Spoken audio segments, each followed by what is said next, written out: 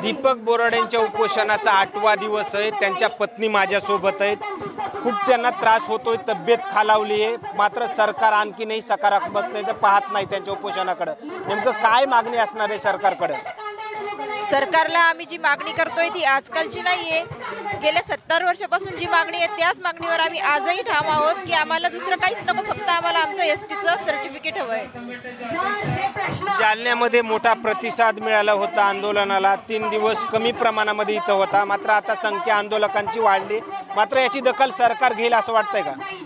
नक्कीच सरकार घेतील, कारण माझी धनगर बांधवांवर आमचा पूर्ण विश्वास आहे की ते आज ज्या संख्येने आले, येत्या 2 दिवसात ही संख्या आणखी वाढणार आहे, कारण बरेच बांधव आमचे आतापर्यंत इथे पोहोचलेले नाही। आणि सरकारला ज्या पद्धतीने आमची विनंती करण्याची जी पद्धत आहे ती आता सध्या मवाळ आहे, पण सरकारने जर आमच्याकडे लक्ष दिलं नाही तर हा जनआक्रोश वाढेल आणि नक्कीच सरकारला निर्णय घेण्याचा मी भाग पडू। असं वाटतंय का हे कंटिन्यू मध्ये असंच उपोषण चालू राहावं जोपर्यंत निर्णय होत नाही तोपर्यंत, का त्या उपोषणामधून माघार घ्यायला दुसरा आंदोलनाचा मार्ग निवडा असं वाटतंय का?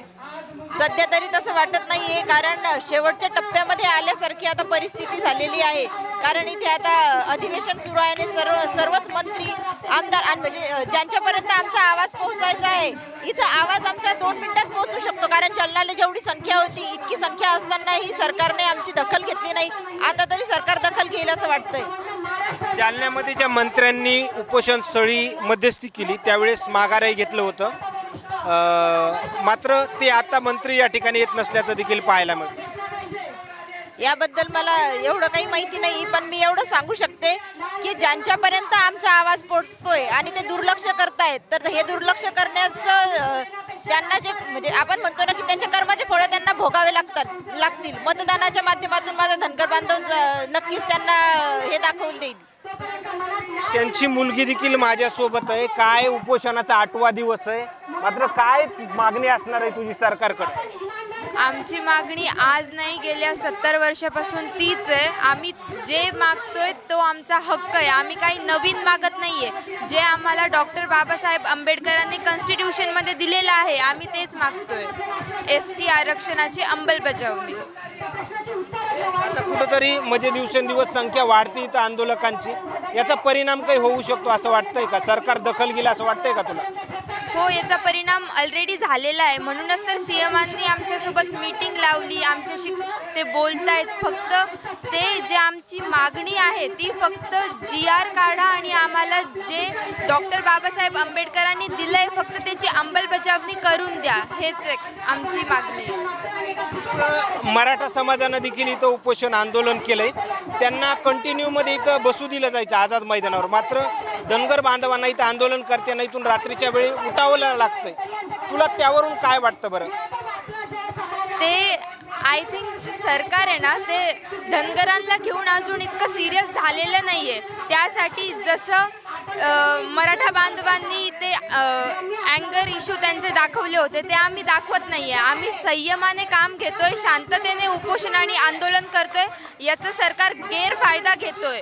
आणि ज्या दिवशी आम्ही सुद्धा रस्त्यावर उतरू, जाळपोळ करू, मारामारी करू, त्या दिवशी हा दिवस बघायचा आहे का सरकारांना? जसं आम्ही आंदोलन करतोय, शांततेत आम्ही बसतोय, आम्ही आमच्या मागण्या त्यांच्यासमोर नेतोय, हे त्यांना चांगलं नाही वाटत आहे वाटतं। ज्या दिवशी आम्ही जाळपोळ करू त्या दिवशी त्यांना चांगलं वाटेल आणि त्या दिवशी ते अंमलबजावणी करतील।